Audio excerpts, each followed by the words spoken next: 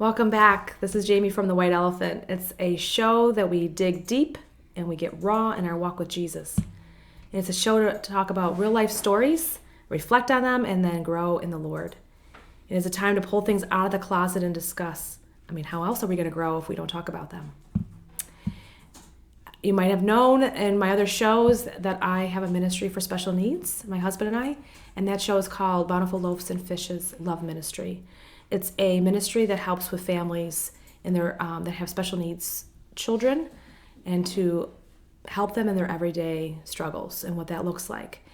And I received a private message from somebody that grabbed food at pickup, and they private messaged me this.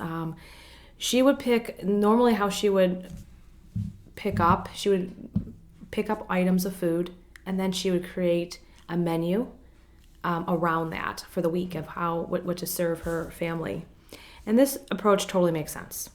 But the last few pickups, she tried a different approach. She would make out a grocery list, and then she would make a menu for that week of what to make. And what left her in awe is that the more specific the list was almost always checked off from the items that was at pickup. Most items on the list were things that her kids asked for, and actually asked for her to make. She commented, "I don't mind being flexible at all, but it's pretty cool when God allows the actual list to be filled out."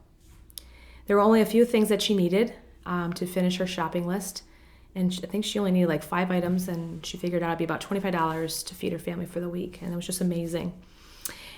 In the secular world, it makes sense to shop the first way, to make a menu around the items that you pick up. That way, you're in control. There's no surprises.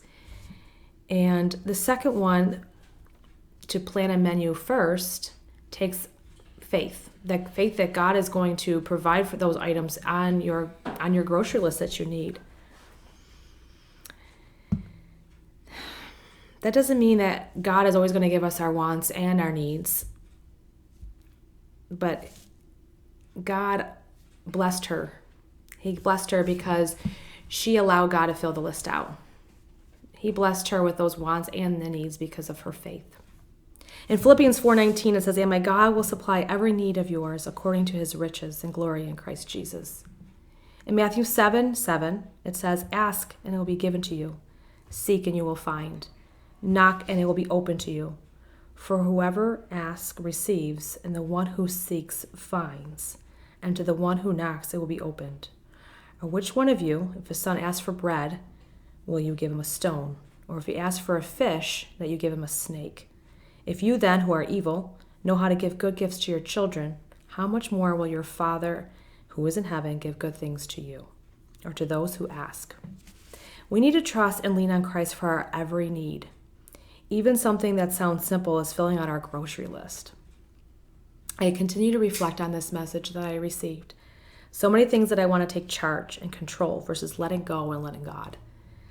Do I step out and let God fill out my day, or do I feel that I need to be in charge? Is that an ouch to you? Because it's surely an ouch to me.